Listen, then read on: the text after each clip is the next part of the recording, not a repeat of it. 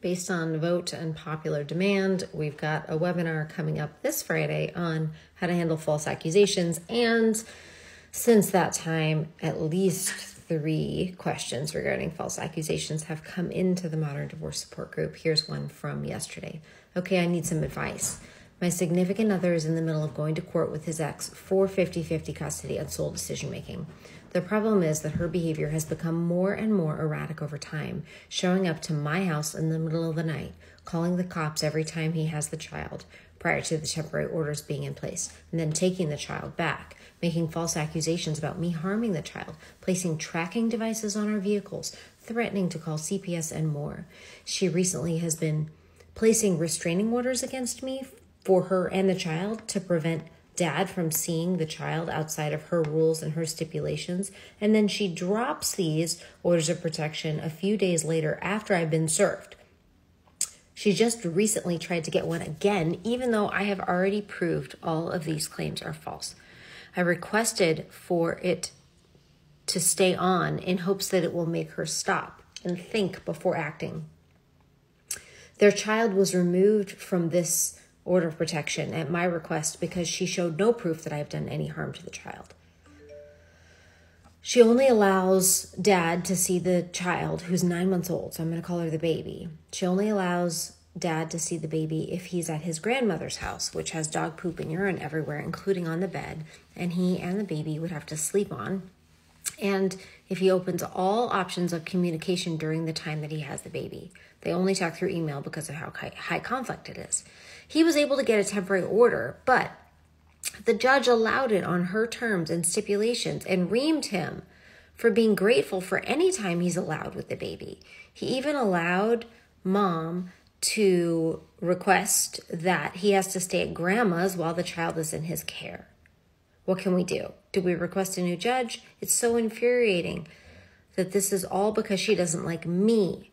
The baby's 9 months old, has her own room at our house. There's absolutely no light at the end of the tunnel when it comes to being civil because she won't allow it.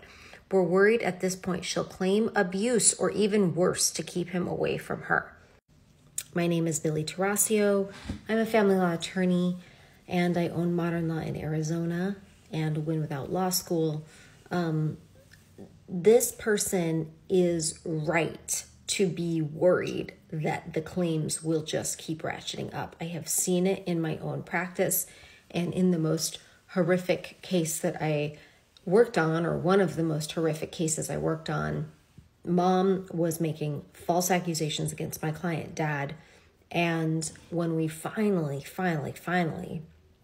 proved that she was lying and got him really substantial parenting time with his child, she then faked her own death and ran away with the child. Not even joking. This really happened.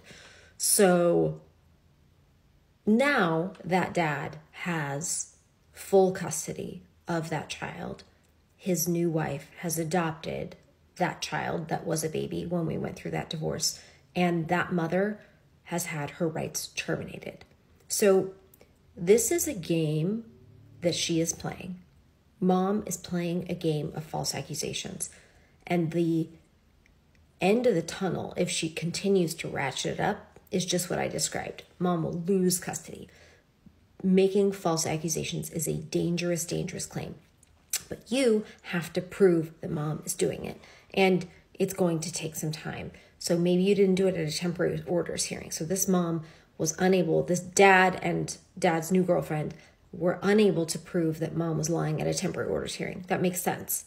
Temporary orders hearings are very close. They're very quick, and you just needed to get an order in place. The judge put an order in place. So far, the judge is erring on the side of caution. And now you need a plan for how to prove that this mom is making false accusations. And there is absolutely a way to do it. We are doing an entire free webinar on that topic this Friday. I will put the link in the comments so you can register. But essentially what you have to do is dig in and get proof. And you're going to use discovery. You're going to get as many statements as you possibly can. You're going to make this person provide details. You're going to make them ask who the witnesses are. You're going to dig in and investigate. These cases are hard. You may end up having to represent yourself, or if you have a lawyer, they're going to be very expensive, but you have no option. If somebody is making false accusations against you, you have to defend yourself, or you could end up losing your child or in jail. So the stakes are very, very, very high with these types of cases. So I really, really feel for you, and strap in, because there is light at the end of a tunnel, but it's a long tunnel. So like, get your hiking boots, like, understand that this is going to be a marathon, not a sprint. There's no quick fix to false accusations.